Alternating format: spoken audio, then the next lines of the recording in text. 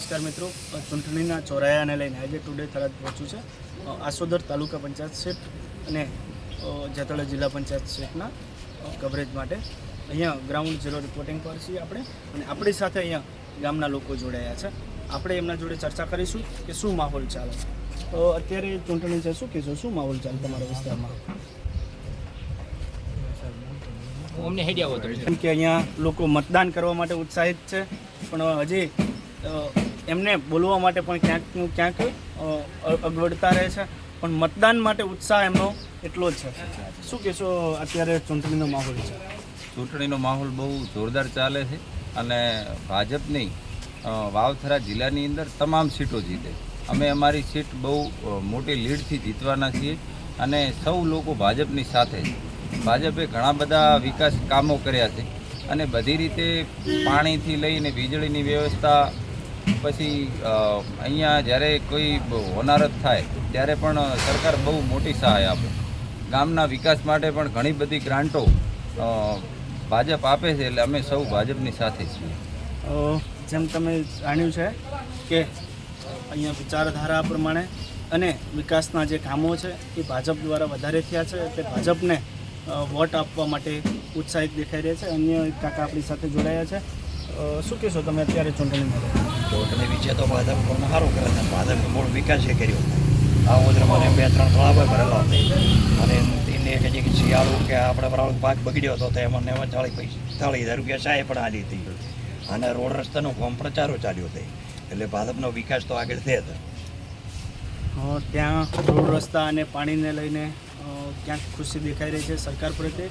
તો હવે તમારી શું માંગણી છે જે સરકાર જોડે? સરકાર જોડે તો કોઈ એટલી માંગણી ખાસ રહી નથી, કેમ કે ભાજપ સરકારે જે કામ કરવાના હતા અને જે કરી રહી છે એ સારું એવું કામ કરી રહી છે. એમાં અમારા ગામના યુવા સરપંચ શ્રી ઈશ્વરભાઈ સાહેબ અને એમની માંગો જે છે એ માંગો હાલ તારીખમાં પૂરી કરી છે.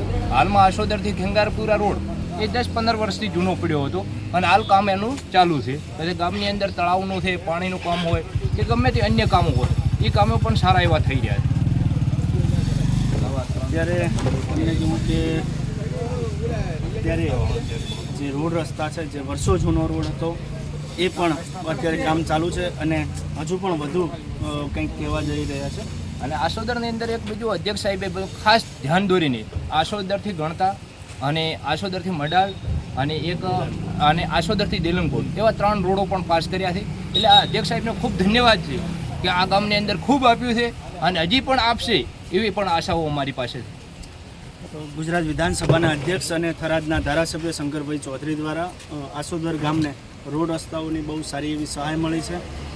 એને લઈ અને અધ્યક્ષ સાહેબ પ્રત્યે અહીંયા લોકોને બહુ ઉત્સાહ જોવા મળી રહ્યો છે. અત્યારે હવે લોકોના કેવા કામ છે જે તમે કરાવવાના છો?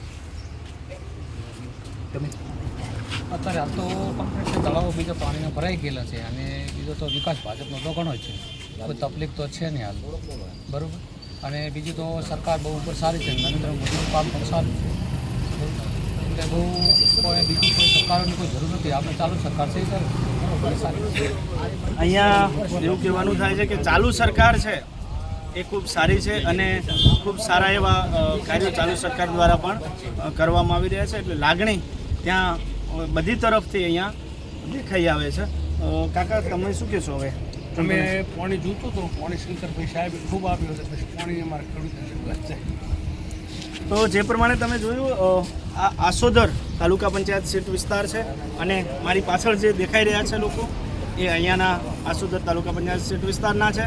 અને અહીંયા બધાનો એક જ કહેવાનો અર્થ થાય છે કે માનનીય અધ્યક્ષ સાહેબ શ્રી જેઓ આસોદર માટે બહુ સારું એવું કામ કર્યું છે. આસોદરને રોડ રસ્તા હોય, પાણીના પ્રશ્નો હોય, ખેડૂતોના કેટલાક પ્રશ્નો હોય કે ગ્રામ પંચાયતનું કંઈ પણ કામ હોય તો બહુ સારો એવો સાથ સહકાર એમને મળી રહ્યો છે.